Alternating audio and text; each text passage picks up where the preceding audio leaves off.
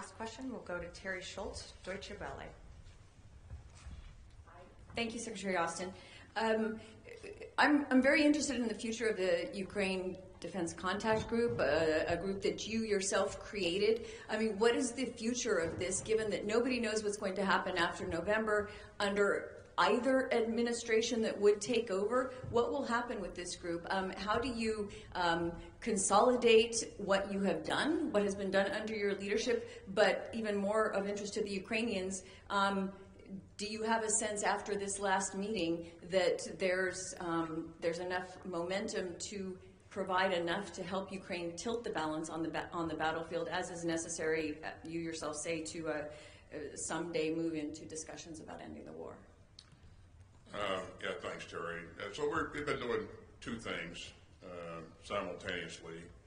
We're focused on providing Ukraine what it needs to be successful on a battlefield today as it tries to defend its sovereign territory. And it's been very successful at that. And I would remind everybody that Ukraine has taken on the largest military in Europe, and for 2.5 years it has successfully defended its territory. And Putin has not achieved not one strategic objective that he set out to achieve. Kyiv is still stands. The Ukrainian government did not fold, and I could name a number of other things, but they have been very, very successful. So helping them defend in the current fight is one objective. The other objective is making sure that we help them get what's necessary to be able to defend against aggression in the future and deter aggression as well.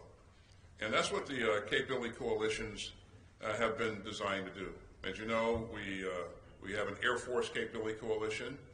It was focused initially and still is focused on helping Ukraine get a fighter aircraft capability.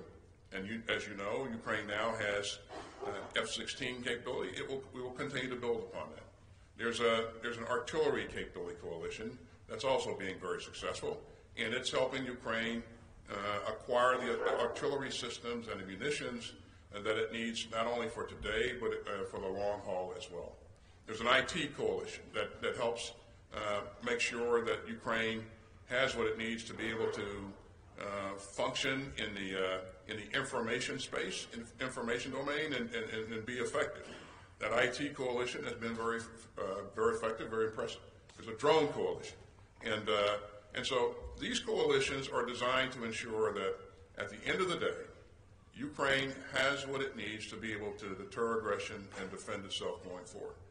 And thank you for bringing it up, because it's a thing that not many people pay attention to. But every day, we are building long-term capability for Ukraine. And you know, I have to applaud the work of our allies and partners who are leading some of these coalitions and rallying support for Ukraine and you know, digging deep to provide them what we think they'll need going forward. So I think that will help to spell success for Ukraine in the long haul. But I appreciate you bringing it up, Terry. Thank you, everyone. That concludes today's press conference.